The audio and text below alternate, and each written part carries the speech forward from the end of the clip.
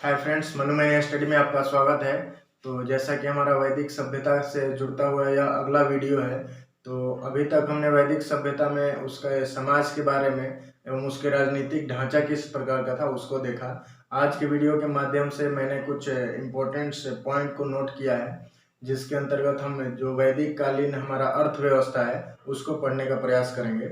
तो इसमें यदि देखा जाए तो किसी भी समाज या सभ्यता का जो अर्थव्यवस्था होता है उसमें मुख्य रूप से हमें पढ़ना क्या होता है, तो वो होता है कृषि के बारे में, पशुपालन कैसा है उस समाज में, ये जो उस सभ्यता है उसमें हमारा जो शिल्प एवं उद्योग धंधे हैं वो कैसे हैं, व्यापार एवं वाणिज्य कैसे हैं, उसके परिवहन के साधन किस प्रकार के हैं, और अंततः हम देखेंगे कि क्रय विनिमय का जो प्रकार है वो मुद्रा है या बार्टर सिस्टम है, तो उसके बारे में पढ़ेंगे।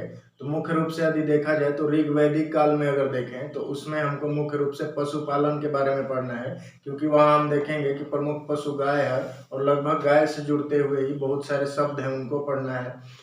उत्तर वैदिक काल में आएंगे तो यहाँ पर देखेंगे कि पशुपालन गौण हो जाता है, द्वितीयक पेशा आ जाता है और कृषि यहाँ पर प्रमुख हो जाएगी। तो उसी के बारे में पढ़ते हैं। तो आइए प्रारंभ करते हैं ऋग्वैदिक कालीन अर्थव्यवस्था में। सबसे पहले हम कृषि को पढ़ते हैं।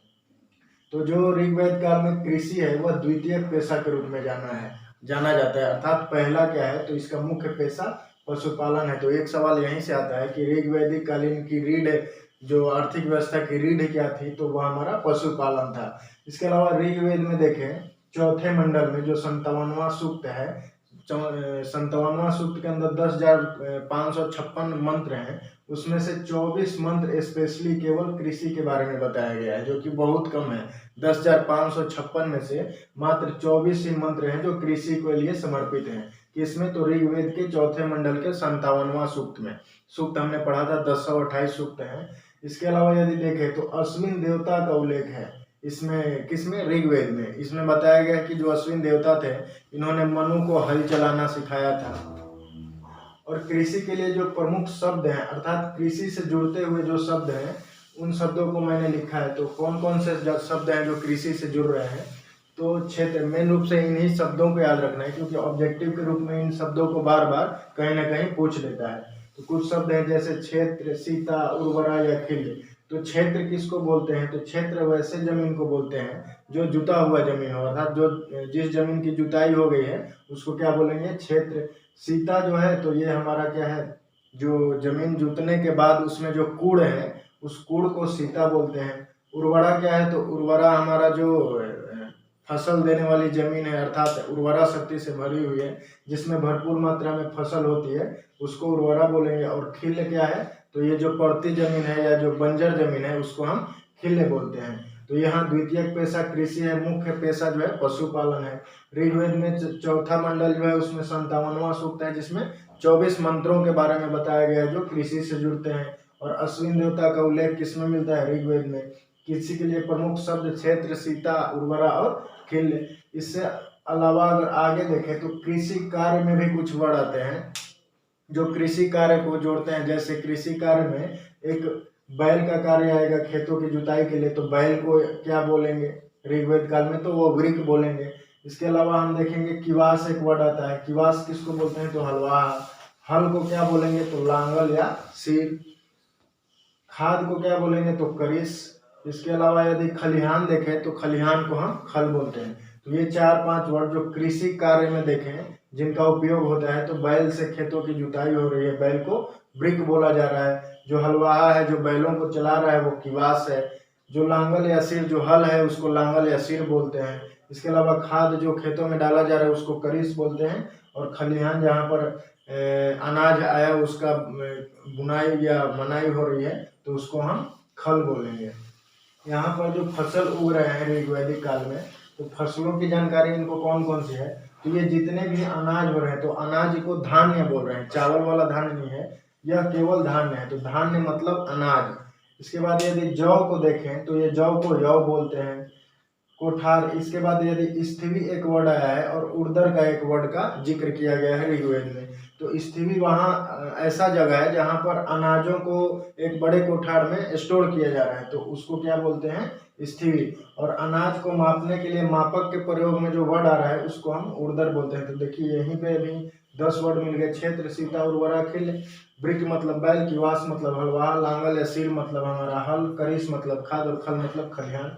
इसी प्रकार जो फसल है तो यौ को जौ बोलेंगे। ये उसके बाद जो धान्य है उनको अनाज बोल रहे हैं। जो अनाजों को रखने के लिए कोठारी का निर्माण कर रहे हैं उसको स्थिवी बोल रहे हैं। और अनाज नापने का जो पैमाना है उसको उर्दर बोल रहे हैं। इसके बाद जो अनाज है उन अनाजों की सिंचाइयाँ किस प्रकार हो रही है, तो सिंचाइयाँ 2 प्रकार से हो रही हैं। एक तो वर्षा का जल है उससे ऑटो में हो जा रही है, और दूसरा इनको कुएं की जानकारी है, नहरों की जानकारी नहीं है। नहरों की जानकारी उत्तर वैदिक काल में होती है। तो यहाँ पर देखिए जो वर्षा से या वर्षा के जल से खुद से सिंचाई हो जा रही है तो उसको स्वयंजा बोल रहे हैं। और स्वयंजा में देखेंगे तो वर्षा का जल आ रहा है। इसमें ऋग्वेद में वर्षा के देवता के रूप में पर्जन्य को वर्षा का देवता बताया गया है। तो पूछे कि वर्षा के देवता को क्या कहते हैं, तो पर्जन्य होगा। इसके अलावा जो कुआं से सिंचाई करते हैं, जो खुद से सिंचाई करना पड़ रहा है, वर्षा नहीं हो रहा है, तो वो खनितमा, कुआं के लिए एक शब्द आया है खनितमा। तो खनितमा ऋग्वेद काल में किसको कहा गया है, तो कुआं को कहा गया है। तो यहाँ पर देखें तो कृषि गौण रूप में है, ज़्यादा इम्पोर्टेंट नहीं है। यहाँ पर इम्पोर्टेंस किसका बन जाता है, पशुपालन मुख्य आधार है इनके उद्योग धंधे या जो आर्थिक व्यवस्था है इसका। तो यदि पशुपालन का देखें तो पशुपालन का महत्व बहुत क्षेत्रों में देखने को मिलता है। जैसे यह कृषि में सहायक है, कृषि कार्य बैलों को द्वारा हो रहा है, वहाँ पे कुत्ता उनकी रखवाली कर रहा है, तो इस प्रकार कृषि में सहायक हो जा रहे हैं कौन, पशु। इसके अलावा देखें तो विनिमय के साधन है, अर्थात आपके पास 10 गाय है तो उस 10 गाय के बदले में आप अनाज ले सकते हैं। तो क्रम विनिमय का भी ये योगदान रह रहा है पशुओं का। उसके बाद खाद्यान्न के रूप में, खाने के रूप में यदि देखा जाए तो बैल हो गए या बकरी हो गए या भेड़ हो गए, तो इनको खाद्यान्न के रूप में। और अंततः देखेंगे तो यातायात के रूप में भी पशुओं का प्रयोग ऋग्वैदिक कालीन में सभ्यता में किया जा रहा है। तो यहाँ से पशुपालन जो प्रमुख है, तो यहाँ पर हमने हमेशा देखा था कि गाय जो है वह प्रमुख पशु के रूप में जाना जाता है, और द्वितीय पशु यहाँ पर घोड़ा रहेगा। कौन से काल में, ऋग्वैदिक काल में। तो गाय को देखें तो गाय को प्रमुख पशु, तो सीधा सीधा सवाल आएगा कि ऋग्वैदिक कालीन अर्थव्यवस्था या ऋग्वैदिक काल में कौन सा पशु प्रमुख था, तो वो गाय था। दूसरा प्रमुख पशु कौन था, तो वो घोड़ा था। तो ये जो गाय से जुड़ते हुए कुछ शब्द हैं, जैसे ऋग्वेद में गाय की जो उल्लेख किया गया है वो 176 बार आया है गाय शब्द। तो ऋग्वेद में गाय का शब्द का प्रयोग कितने बार किया गया है, 176। इसके बाद गाय को जुड़ते हुए जो वर्ड है उसमें एक अघन्य आया है जिसका वध ना किया जा सके। तो अघन्य का मतलब क्या है, तो जिसका वध ना करने हो, और गाय को अघन्य बताया गया है। इसके अलावा यदि देखें तो गाय को संपत्ति का सूचक या घोतक के रूप में देखा जा रहा है, अर्थात जिसके पास जितनी गाय हैं वह उतना धनवान व्यक्ति है ऋग्वैदिक काल में। तो यह एक संपत्ति का सूचक भी है गाय। उसके अलावा प्रार्थना में गाय की मांग की जा रही है, अर्थात जब देवी देवताओं का वो पूजा पाठ कर रहे हैं तो उसमें पुत्र के साथ साथ गायों का, तो इससे गाय का महत्व का पता चलता है कि ऋग्वैदिक काल में गायों का महत्व अधिक था। इसके अलावा देखें तो गाय की खोज से जुड़ा हुआ एक वध है गवेष्टि। गवेष्टि का मतलब है गाय की खोज। तो वो जो ऋग्वैदिक कालीन आ रहे थे वो गाय रहते हुए अन्य गायों की खोज में रहते थे ताकि उनके पास गायों की संख्या ज्यादा रहे और वो धनी हो जाए। गाय से जुड़ते हुए कुछ युद्ध सूचक शब्द है, यहाँ पे युद्ध से भी गाय को जोड़ा गया है, जिसमें देखें तो गवेषणा युद्ध से जुड़ता हुआ शब्द है, गोसु, गव्य या गम्य, ये जो सारे शब्द हैं ये युद्ध सूचक या युद्ध के घोतक शब्द हैं। इसके अलावा यदि गाय से जुड़ता हुआ और देखें तो गाय से जो इंसान है या जो उस समय के गोपति देखेंगे, जो धनी व्यक्ति हैं, इसको दूरी मापने के रूप में, अतिथि के रूप में, पुत्री के लिए अन्य रूपों में गाय के जो नाम है उनका प्रयोग किया जा रहा है। तो धनी व्यक्ति के रूप में देखें तो धनी व्यक्ति जो रह रहा है ऋग्वैदिक काल में तो वो अपने आप को गोमत कहता है। तो धनी ऋग्वैदिक काल में गोमत क्या था, तो धनी व्यक्ति था। इसके अलावा जो राजा है वो अपने आप को गोपति कह रहा है, पुराम भेता कह रहा है। उसके अलावा देखें तो समय को बताने के लिए गोधूली का नाम, ये गोधूली वर्ड का इस्तेमाल किया जा रहा है। तो ये सब जो वर्ड हैं गाय से जुड़ते हुए हैं, और ये वन वर्ड के लिए तो एक शब्द में जो पूछे जाते हैं वो ऑब्जेक्टिव के रूप में ये हमेशा आ सकते हैं। तो बहुत सारे मेन रूप से देखें तो वर्डों को पढ़ना है कि ऋग्वेद में कि इस शब्द को क्या बोला जाता था, कितना बार प्रयोग में आया है। तो धनी व्यक्ति गोमत, राजा गोपति, समय को गोधूलि। इसी प्रकार दूरी मापने के लिए देखें तो गव्यतु, किसी मतलब एक स्थान से दूसरे स्थान की डिस्टेंस कितनी है उसको ये गव्यतु माप में बताते थे। इसके अलावा किसी के यहाँ कोई अतिथि आता था तो उस अतिथि को गोहन कह के संबोधित करते थे। तो अतिथि को क्या बोलते थे? तो गोहन। पुत्री के लिए एक शब्द आया है दुहिता, अर्थात जो लड़की गाय को दूहती है, गाय से दूध निकालती है तो उसको दुहिता कहते हैं। तो ये प्रमुख पशु के रूप में गाय है और गाय का ऋग्वेद में 76 बार अघन्य, संपत्ति का सूचक, प्रार्थना में गाय गाय की मांग की जा रही है, युद्ध सूचक शब्द में भी गाय है। और कुछ प्रमुख जो ये हैं हमारे गाय से जुड़ते हुए शब्द वो राजा भी लगा रहे हैं, समय के लिए किया जा रहा है, दूरी मापने के लिए किया जा रहा है, समय बताने के लिए किया जा रहा है। तो ये सारे जो वर्ड्स मिल रहे हैं ये वर्ड्स इंपॉर्टेंट हैं। इसके अलावा जो अन्य प्रमुख पशु हैं यहाँ पर ऋग्वैदिक काल में, तो घोड़ा, तो हमने अभी बताया कि दूसरा प्रमुख पशु के रूप में घोड़ा है। उसके अलावा देखें तो भेड़ को अवी बोलते हैं ऋग्वेद में। तो अवी जो भेड़ को पालता है तो उसको अवी पालक बोलेंगे। इसी प्रकार बकरी को अज बोलते हैं और उसको जो पालता है उसको अज पालक। इसके अलावा इनको कुत्ता, बैल और ऊंट की भी जानकारी ऋग्वैदिक काल में थी।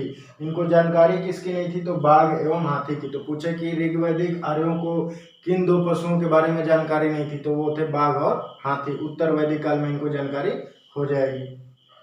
तो हमने पशुपालन को समझा और मेन इसका जो फोकस पॉइंट है ऋग्वैदिक कालीन अर्थव्यवस्था का वो पशुपालन ही रहता है।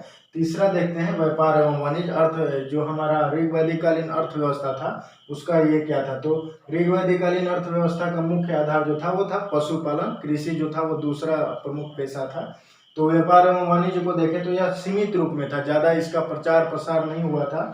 अर्थात जो व्यापार हो रहा है वो गायों के माध्यम से ही हो रहा है। इसके अलावा देखें तो थोड़ा सा कपड़ा, चादर, साले या खाले के रूप में इनका व्यापार हो रहा है। यहाँ पर देखिए जो एक व्यापारी की चर्चा मिलती है ऋग्वेद में, पणि, और व्यापारी को ऋग्वेद में पणि बोलते थे। ये जो पणि था ये इससे पहले जो था क्या करता था? पशुओं या मवेशियों को चुराने का कार्य करता था, लेकिन कालांतर में यह व्यापारी बन गया। तो यह व्यापारी एक शब्द सूचक है जिसको हम व्यापारी के लिए प्रयोग कर रहे हैं, व्यापारी का सूचक है। इसके अलावा जो धनी व्यापारी थे उनको वृभु बोला गया है। तो वृभु शब्द किसके लिए प्रयोग में आ रहा है? तो धनी व्यापारी के लिए। सुनार को देखिए हिरण्यकार बोला गया है। हिरण्य जो हम सिंधु घाटी में भी पढ़े थे कि सिंधु घाटी तट से वहाँ पे सोना ज़्यादा निकलता था, तो इसलिए सिंधु घाटी को, सिंधु नदी को हिरण्य नदी भी बोलते थे। इसके अलावा यहाँ पे समुद्री व्यापार का जो साक्ष्य है वो बहुत कम नाम मात्रा का मिलता है, तो यहाँ से सवाल नहीं आते हैं। तो सवाल अगर व्यापार वाणिज्य से आ सकता है कि पणि क्या थे? तो पणि जो व्यापारी थे उनको पणि बोलते थे, जो प्रारंभ में मवेशियों को चुराते थे। और धनी व्यापारी कौन थे? तो उनको हम भृगु बोलते थे। और ये सारे उल्लेख कहाँ पे हैं? ऋग्वेद से मिलते हैं। इसके अलावा जो चौथा है हमारा वो है शिल्प एवं उद्योग धंधे। तो शिल्प एवं उद्योग धंधे में यदि देखें तो यहाँ पर वस्त्र उद्योग देखने को मिलेगा और धातु उद्योग देखने को मिलेगा। यदि वस्त्र उद्योग में देखें तो इनको कपास की जानकारी नहीं थी और ऊन की जानकारी थी। तो ऋग्वैदिक कालीन जो अर्थव्यवस्था है उसमें आर्यों को किस वस्त्र उद्योग में किसकी जानकारी नहीं थी? तो वो था हमारा कपास। यहाँ पर देखिए जो कपास से ऊन से जो कपड़ा बुनने वाले लोग हैं तो वो स्त्री भी कार्य कपड़ा बुनने का कर रहा है और पुरुष भी। उसमें जो स्त्री है जो कपड़ा की बुनाई कर रही है उसको सिरी बोलेंगे और जो पुरुष हैं उनको वह बोलेंगे। तो ऋग्वैदिक काल में सिरी क्या था? तो कपड़ा बुनने वाली स्त्री। वह क्या था? कपड़ा बुनने वाला पुरुष। इसके अलावा जुलाहे को तुतुवाए कहा गया है, जो जुलाहे का कार्य वो करते थे, भेड़ बकरियों को चराना। या कड़घा या कंघी को तसर कहा गया है, अर्थात सौंदर्य प्रसाधन का भी यहाँ पर साक्ष्य देखने को मिलते हैं। और ये सारे जो वर्णन है सिरी, वय, ततुवाय, तसर, खनितमा, स्वयं जवा जो भी मिल रहे हैं ये सारे ऋग्वेद कहीं ना कहीं उनमें इनका जिक्र किया हुआ है। अगर धातु उद्योग की बात करें तो यहाँ पर एक अयस शब्द आया है जिसका मतलब तांबा या कांसा से था ऋग्वैदिक कालीन आर्यों का। और यहाँ पर देखेंगे तो लोहा की जानकारी थी, लोहा और चांदी की जानकारी ऋग्वैदिक काल में नहीं थी। हम देखेंगे कि उत्तर वैदिक काल में देखेंगे जब लोहे की खोज होता है, हालांकि चांदी की जानकारी उत्तर वैदिक काल के लोगों को भी नहीं थी, लेकिन जो लोहा का प्रयोग है वो उत्तर वैदिक काल में प्रारंभ हो जाता है। और वहां से देखेंगे कि किस प्रकार कृषि का महत्व लोहे का प्रयोग में वो उनका कुदाल बना करके या वृक्षों को, जंगलों को काट करके क्षेत्र का प्रसार होता है, जन से जनपद बनता जाता है। तो इस प्रकार यहाँ पर धातु उद्योग में केवल अयस्क था जो तांबा और कांसा के रूप में इनको जानकारी थी।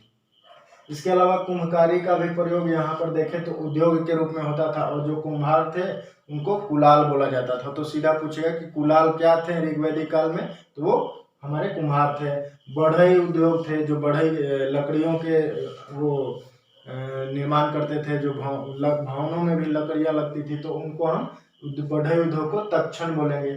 इसके अलावा यहाँ पर जो चिकित्सा था, तो चिकित्सा भी एक उद्योग की तरह यहाँ पर काम आता था, और जो चिकित्सक रहते थे, जो चिकित्सक कार्य, जो डॉक्टर का कार्य करते थे, उनको भीषज बोलते थे। और ऋग्वेद में चिकित्सा के देवता के रूप में अश्वनी कुमार का जिक्र मिलता है कि अश्वनी कुमार जो थे वो चिकित्सक के देवता थे। इसके अलावा शिल्प एवं उद्योग धंधे में हमने देखा वस्त्र उद्योग, धातु उद्योग, कुंभकारी, बढ़ई, चिकित्सा।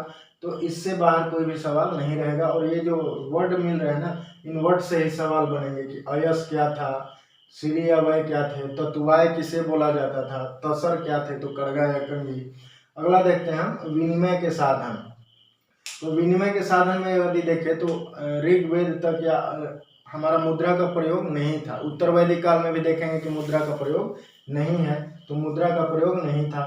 वस्तु विनिमय प्रणाली से होती थी, जैसे एक गाय लेके आइए और उसके बदले में अनाज लेके जाइए। तो इस प्रकार से बार्टर सिस्टम जिसको बोलते हैं, वस्तु विनिमय प्रणाली जो था वो था। और विनिमय का साधन क्या था, तो गाय, घोड़ा, स्वर्ण, मतलब सिक्के, सोने के सिक्के दे के जाइए। वो मुहर के रूप में नहीं थे, मुद्राएं के रूप में नहीं थे, ऐसे ही सोना थे कि इतना के सोना दे के जाइए तो इतना अनाज लेके आइए। तो ये सोना, गाय और घोड़ा जो थे ये क्रय विनिमय के साधन के रूप में थे। और यहाँ पर यदि मानक को देख लिया जाए कि मानक क्या है, तो एक आदमी यदि ऋग्वैदिक कालीन अर्थव्यवस्था में विनिमय के साधन देखें तो विनिमय के साधन के रूप में यहाँ पर मुद्रा का प्रयोग नहीं था, अर्थात यहाँ पर किसी भी प्रकार का सिक्का, मोहरे या मुद्रा को नहीं देखा गया था। वस्तु विनिमय प्रणाली जिसको बार्टर सिस्टम बोलते हैं, वो बार्टर सिस्टम यहाँ पर प्रयोग में था, अर्थात एक गाय दे के जाइए और उसके बदले अनाज लेके जाइए। तो यहाँ पर बार्टर सिस्टम चल रहा है। विनिमय के जो साधन थे, आप किस चीज का विनिमय कर सकते हैं, तो मुख्य रूप से गाय, घोड़ा और स्वर्ण जिसको निष्क बोला जाता था, उनको विनिमय के साधन के रूप में देखा गया है। इसके अलावा यदि मानक को देखें कि यहाँ पर मानक जो था किस प्रकार का था, अर्थात वो किसको माप के रूप में मानते थे, तो एक आदमी की जो कीमत लगाई जाती थी वो 100 गायों के बराबर लगाई जाती थी। अर्थात यदि देखा जाए तो कोई आदमी यदि किसी की हत्या कर देता है तो उस हत्या के जुर्माना के बदले उसको 100 गायों को देना पड़ता था, और इसलिए हत्या धन को क्या बोला जाता था, तो वैर दे। अर्थात ऋग्वैदिक काल में किसी इंसान की हत्या करने पर उसको वैर दय बोलते थे, और हत्या धन के रूप में 100 गाय जिसको सतदाय बोलते थे वो देना पड़ता था। इसके अलावा यदि ऋण देकर सूद लेने वाला, यहाँ पर देखेंगे कि जो ऋण भी दिया जा रहा है तो वो मुद्राएं नहीं है, ऋण में गाय, घोड़े और निष्क जो स्वर्ण के सिक्के, ये हैं जो सोने के वस्तुएं हैं, उनको दिया जा रहा है। तो ऋण देकर सूद लेने वाले को क्या बोलते थे, वेकनाउट। इसके अलावा विनिमय का साधन तो गाय, घोड़ा और सिक्का था, मुद्रा का प्रयोग नहीं था, वस्तु विनिमय प्रणाली उपयोग में था। इसके बाद अगर परिवहन की साधन को देखें कि किस प्रकार का परिवहन था, तो यहाँ दो चीजें देखने को मिलती है, बैलगाड़ी और इक्का गाड़ी। और उत्तर वैदिक काल में भी हमारी बैलगाड़ी और इक्का गाड़ी ही रहती हैं। तो इस प्रकार ऋग्वैदिक कालीन अर्थव्यवस्था में देखें तो कृषि, पशुपालन मुख्य हो जाता है। इसके अलावा व्यापार वाणिज्य को हमने देखा। शिल्प उद्योग में क्या थे, धातु उद्योग और वस्त्र उद्योग। इसके बाद यदि उत्तर वैदिक कालीन अर्थव्यवस्था को देखें तो उत्तर वैदिक काल में आकर के यहाँ ऋग्वैदिक कालीन अर्थव्यवस्था में जैसे हम पशुपालन का महत्व था, यहाँ पर आकर के कृषि का महत्व बढ़ जाता है। और वो इस प्रकार, क्योंकि उत्तर वैदिक काल में लोहे की खोज हो चुकी थी, इसमें लोहा से जो कुदाल बनाया गया या कुल्हाड़ी बनाई गई, उससे जंगलों को काटा गया और उसका विस्तार क्षेत्र बढ़ाया गया। गहरी जुताई संभव हो चुकी। जुताई होने के बाद वहाँ पर देखा जाए तो वहाँ जो फसलों में थी उत्पादन संख्या में वृद्धि होने लगी, और उत्पादन जब बढ़ गया तो वहाँ पर कृषि के लिए स्थायित्व होना पड़ गया। तो इस प्रकार से यहाँ पर देखेंगे तो कृषि जो है वो मुख्य रूप से यहाँ पर देखने को मिलता है। और कृषि के साक्ष्य भी मिले हैं। तो एटा का अतरंजी खेरा है, वहां से जौ और चावल या गेहूं का जो साक्ष्य है वो देखने को मिलता है। तो गेहूं, जौ और चावल कहाँ से मिलते हैं, तो एटा का अतरंजी खेरा। इसके अलावा मेरठ के एक हस्तिनापुर क्षेत्र है, वहां से चावल और जंगली गन्ना भी साक्ष्य के रूप में हमें मिलते हैं उत्तर वैदिक कालीन से। तो यदि और कृषि के बारे में देखें तो कृषि जो है उत्तर वैदिक कालीन आर्यों का प्रमुख पेशा है। और यह ऐसा इसलिए क्योंकि यहाँ पर हम देख रहे हैं कि कबीलाई ढांचा है, वहाँ पर क्षेत्र नहीं है कबीला, ये पशुपालन मुख्य रूप से है, तो यहाँ पशुओं तक सिमट कर है। यहाँ पर जब क्षेत्रों का विस्तार होता है तो इसका प्रमुख पेशा कृषि बन जाता है। और यहाँ पर देखें तो क्षेत्र आधारित राज्य और जनपदों का उदय हो चुका होता है, जो हम देखे थे कुरु जनपद, पांचाल जनपद और कैके जनपद।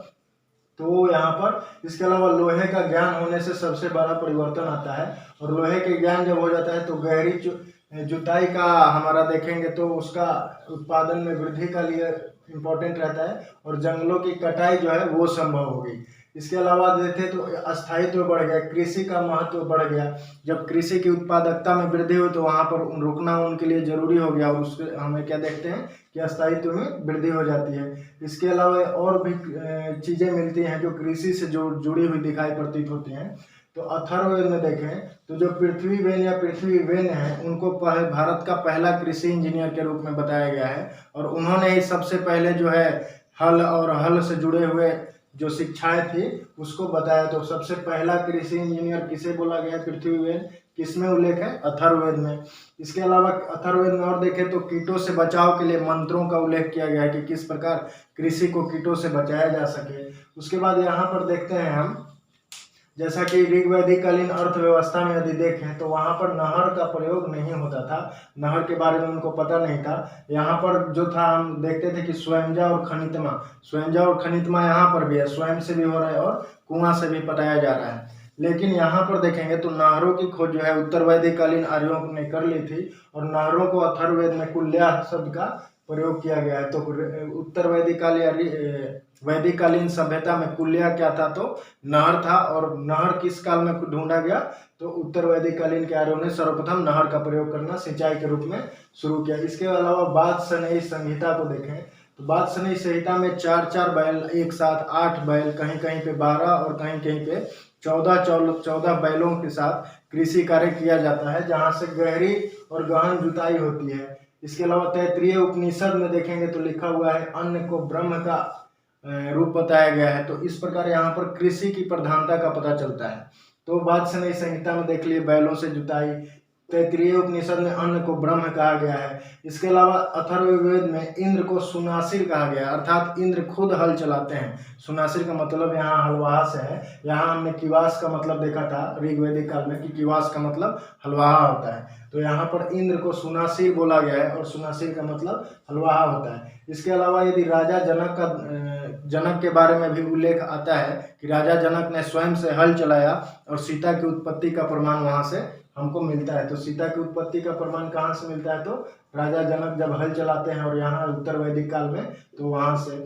इसके अलावा शतपथ ब्राह्मण, हम सारे ब्राह्मण पढ़ चुके हैं। तो शतपथ ब्राह्मण में एक कृषि की चर्चा की गई है, और शतपथ ब्राह्मण में कृषि के लिए 4 शब्दों का उल्लेख आया है। वो शब्द कौन कौन से हैं? तो जुताई, बुआई, कटाई और मनाई। और इनके संस्कृत में नाम देखें तो जुताई को कृषंतः कहा गया है, बुआई को वपंतः कहा गया है, कुटाई को लुनंतः कहा गया है, और मनाई को मृणंतः कहा गया है। तो ये सवाल कभी कभी पूछ लेता है कि उत्तर वैदिक काल में या शतपथ ब्राह्मण में बुआई को क्या कहते थे? तो वपंतः। मृणंतः मतलब क्या होता था? तो मनाई, जो अंतिम में देखते थे जो अनाजों को ओसाना जिसको हम बोलते हैं, तो ये मनाई था। इनकी प्रमुख फसलों को देखें तो जैसा कि हम इनकी प्रमुख फसल देखे थे कि धान, जौ, और जहाँ पर वो रखते थे वो स्थिवी और ओदर था। तो इसके अगर प्रमुख फसलों को देखें तो इनको जौ की जानकारी थी, मूंग की जानकारी थी, सरसों की जानकारी थी। इसके अलावा देखें तो गन्ना और धान, गन्ना में जंगली गन्ना, तो इनको कहते क्या थे? तो जौ को यौ बोलते थे, यहाँ भी देखें हम लोग। मूंग को भासक बोलते थे, तो उत्तर वैदिक काल में भासक क्या था? तो मूंग का नाम था। सरसों को सरिसाका बोलते हैं, और गन्ना को इक्षु। जो धान है जिससे चावल निकालते हैं तो धान को साली बोलते हैं, और जब उस धान से चावल बन गया तो उस चावल को हम व्रीहि या तंदुल बोलते हैं। तो उत्तर वैदिक काल में चावल को क्या कहते थे? तो व्रीहि या तंदुल। या प्रमुख फसलों के रूप में देखें तो जौ, मूंग, सरसों, गन्ना, धान और धान से चावल। इसके अलावा प्रमुख फसल जो होते थे तो इनके दो प्रकार के फसल होते थे, एक कृत्रिम और एक प्राकृतिक। कृत्रिम फसल वो जिसको इनको जुताई करके और उस खेत को पटा करके जो खुद से प्राप्त करते थे वो कृत्रिम फसल के रूप में रहता था, और जो प्राकृतिक फसल था जो बिना जुताई और खुद वर्षा के जल से पैदावार में वृद्धि होती थी उससे पैदा होता था, तो उसको प्राकृतिक। तो उसके लिए एक शब्द आया है कृष्टपक्ष और अकृष्टपक्ष। तो कृष्टपक्ष है कृत्रिम फसल जिसको खुद से पैदा करना पड़ रहा है, और अकृष्टपक्ष जिसमें बिना मेहनत के ही हमको अनाज का पैदावार मिल जा रहा है। तो यहाँ पर ये दो वर्ड भी पूछते हैं, कृष्टपक्ष और अकृष्टपक्ष क्या है। इसके अलावा यदि यहाँ पशुपालन हमने देखा था मेन हो गया था, जो मुख्य हेड हो गया था, यहाँ पशुपालन आकर के गौण हो जाता है। पशुपालन है लेकिन द्वितीयक पेशा के रूप में। पशुपालन को देखें तो ऋग वैदिक कालीन ही सारे पशु यहाँ पर भी है। यहाँ पर हमने देखा था कि बाघ एवं हाथी का ज्ञान नहीं था, लेकिन ऋग वैदिक कालीन आते आते तक उत्तर वैदिक काल आते आते तक देखें तो वहाँ पर बाघ एवं हाथी का ज्ञान हो जाता है। और जो हाथी को पालते हैं, यहाँ पर देखिए जो हाथी को पालते हैं उनको हम हस्तिप कहते हैं। तो ऋग वैदिक उत्तर वैदिक काल में हाथी पालने वाला हस्तिप, और जो बड़े आकार के बैल थे उनको मच्छोप कहते थे, मच्छोप। तो महोच्छ किसको कहते थे, तो बड़े आकार के बैल को। हस्तिप कौन थे, तो हाथी को पालने वाले। व्यापार वाणिज्य देखेंगे तो लगभग यहाँ से मिलता जुलता है, लेकिन शतपथ ब्राह्मण में एक और चीज मिलती है कि पूर्वी और पश्चिमी समुद्र की चर्चा की गई है, एक नाम मात्र की है। अगर ऋग वैदिक कालीन उत्तर वैदिक कालीन को देखें दोनों को, तो दोनों ही समाज में समुद्र से ज़्यादा जानकारी नहीं मिलती है, अर्थात इनका जो व्यापार वाणिज्य था वो धरातल क्षेत्रों तक ही सीमित था, समुद्र तक नहीं जा पाया था। इसके अलावा वात्स्ययनी संहिता में व्यापार वाणिज्य के बारे में लिखा है कि 100 पतवार वाले नाव की चर्चा है। तो ये केवल कहीं कहीं से थोड़े थोड़े मिले हैं, इसके बारे में विस्तृत जानकारी नहीं मिलती है। इसके अलावा यदि शिल्प एवं उद्योग धंधे को देखें तो यहाँ पर हमने जो शिल्प एवं उद्योग धंधे को देखा था, तो वस्त्र उद्योग में उनको देखें तो कपास का ज्ञान नहीं है, ऊन का ज्ञान है। धातु उद्योग में देखें तो अयस्क में केवल इनको लोहा और चांदी का ज्ञान नहीं है, और तांबा और कांसा का ज्ञान है। यहाँ पर देखेंगे कि इनको लोहा का ज्ञान हो जाता है, चांदी का ज्ञान इनको उत्तर वैदिक काल में भी नहीं रहता है। तो शिल्प एवं उद्योग के बारे में तैत्तिरीय ब्राह्मण और वात्स्ययनी संहिता से हमको जानकारी मिलती है। और उसमें क्या लिखा है, तो जो कटाई और बुनाई करने वाले कर्मकार हैं उनको कंटकीकार बोला गया है। तो कंटकीकार क्या है, तो जो कटाई एवं बुनाई का कार्य करते हैं उत्तर वैदिक काल में। इसके अलावा जो टोकरी बनाने का कार्य करता है उसको बिदलकर बोला गया है। रंगाई का कार्य करने वाला रजनीति बोला गया है।